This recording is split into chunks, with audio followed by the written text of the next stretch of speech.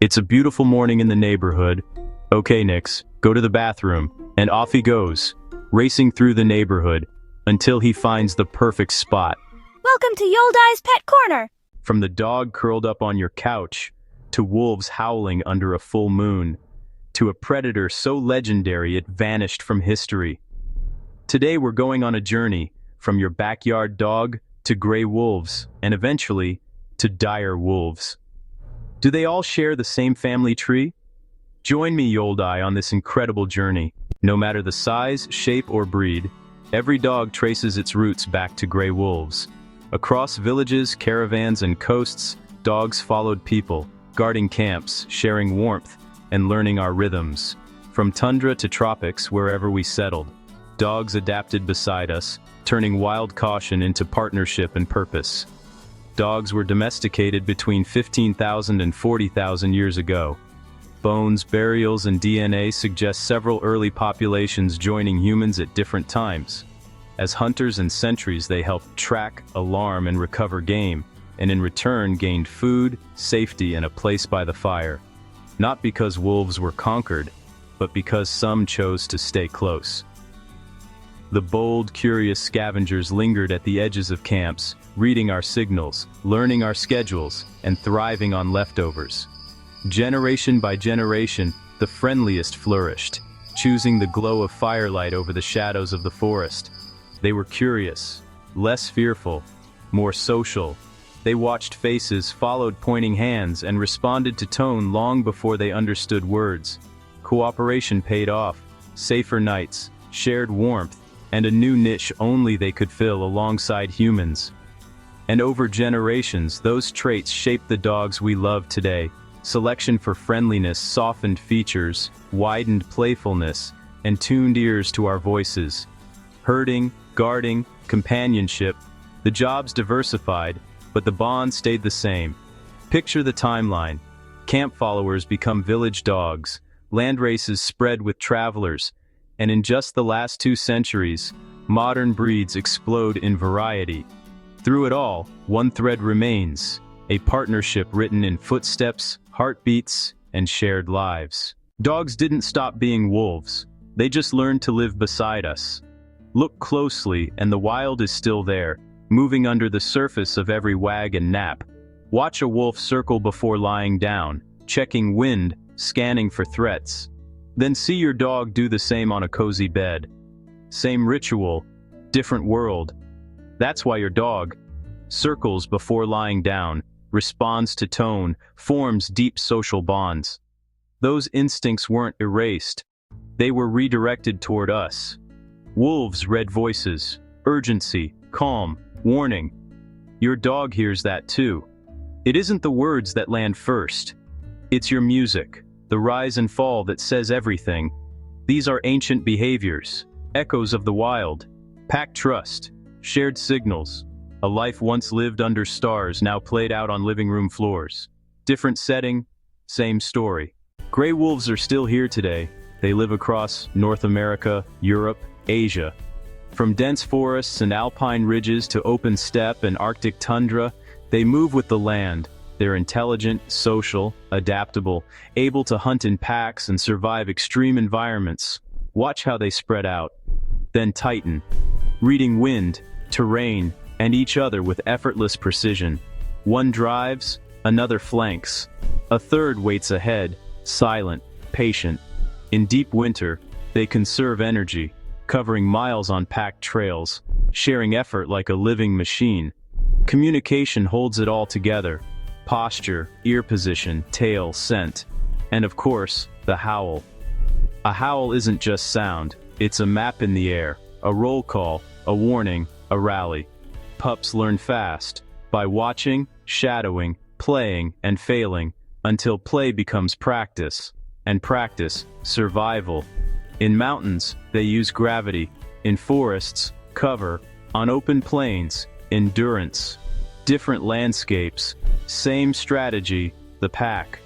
They read hoofbeats through snow crust, listen for a stumble, then commit in an instant. Intelligence you can see, in the eyes, in the pauses, in the way they hold a line without a word. Social to the core, adaptable to a fault.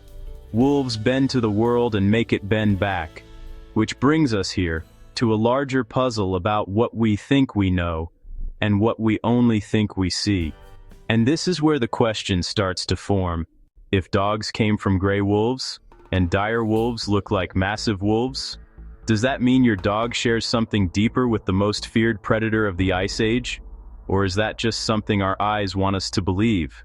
Every step we take with dogs today traces a path back through time. Tracks in snow become clues, showing how wolves once walked beside us. Skulls and teeth reveal design, bite force, diet, and deep ancestry. Even old ruins whisper of watchful partners guarding food, fires, and families. So, what does the full evidence say? Let's look closer. We've followed the path from your backyard into the wild. But the next step takes us much further back into a world of ice, giants, and a predator that looked familiar, but wasn't. Soft paws, slight smile. And speaking of dogs and wolves, I hear Nix. Hey Nix, how are you? Thanks for being here, buddy. Next, we step into Ice and Giants, where the story of dogs and their ancient cousins sharpens in the cold. Hi, Dad. I love your stories. And if you at home enjoy them too, please, pretty please hit like and subscribe. It makes me so happy. Thanks, Nix. Good job, buddy. Here you go. Have a treat. While Nix chews, let's zoom out in time, back beyond living rooms and leashes to the ancient world that shaped today's dogs. From this cozy warmth, we'll cross millennia in a breath toward ice, wind, and wide horizons. Open the window to deep time. Our story begins long before us. All right, let's continue. From our living room to deep time. Now imagine their ancestors, built for cold air and open ground, resting between long, patient hunts. This isn't about pets, it's about their past, and a cousin that vanished, the dire wolf. In part 1, we followed your backyard dog back to gray wolves, partners shaped by cooperation and time. Today we follow that thread into the Ice Age. Picture early packs moving as one, sharing risk, reading signals, trusting the group as they cross snow and shadow. Now, we step into a world that no longer exists, an Ice Age continent of ice, wind, and long horizons where giants roamed. Dire wolves lived during the Pleistocene, roughly 250,000 to 10,000 years ago, an age of spreading glaciers, vast grasslands, and animals far larger than today. Across Ice Age North America, ice sheets advanced and retreated while open steppe unfurled to the horizon. It was a harsh, sweeping world of ice and wind. Packs coursed the plains, shadowing migrating herds and thriving where bison, ancient horses, and camels gathered, reading distance, sharing effort, and enduring cold, scarcity, and miles of open ground. And dire wolves were built for that world, heavy, social, relentless, a powerful silhouette against the snow, breath like smoke, purpose fixed on survival. Across the Americas, especially the open plains of North America, dire wolves thrived where herds were thickest. On prairies and steppe, they tracked migration routes, learned watering spots, and waited for storms or deep snow to tilt the odds. Family groups patrolled territories, raising pups near shelter while adults ranged far to find bison and ancient horses.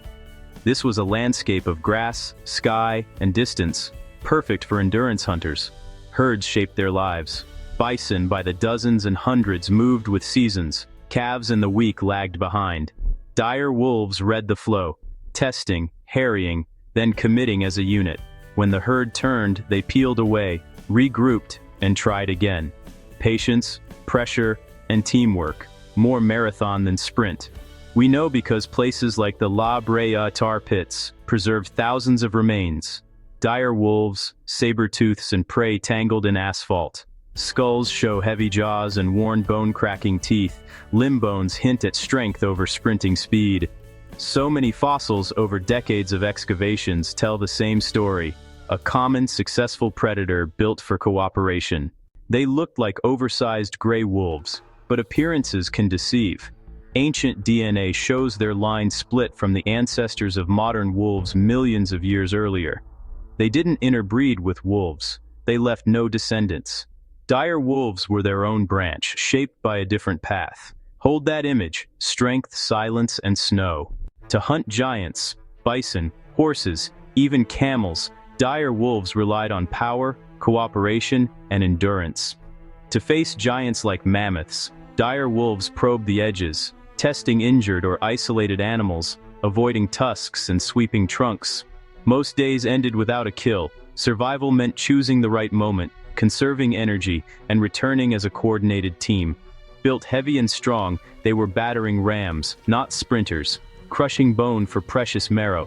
Once the moment came, packs committed with weight and coordination, heads low, shoulders driving, jaws built to crack bone for precious marrow.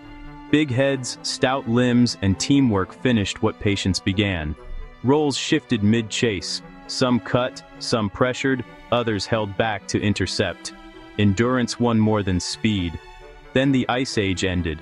Grasslands changed, herds thinned, and a new competitor, humans, spread across the land. Then the Ice Age ended. Grasslands shifted, forests spread, and large herds thinned. Fewer calves, fewer stragglers, fewer chances for specialists who depended on abundance. At the same time, humans expanded, skilled hunters with tools, fire, and strategy.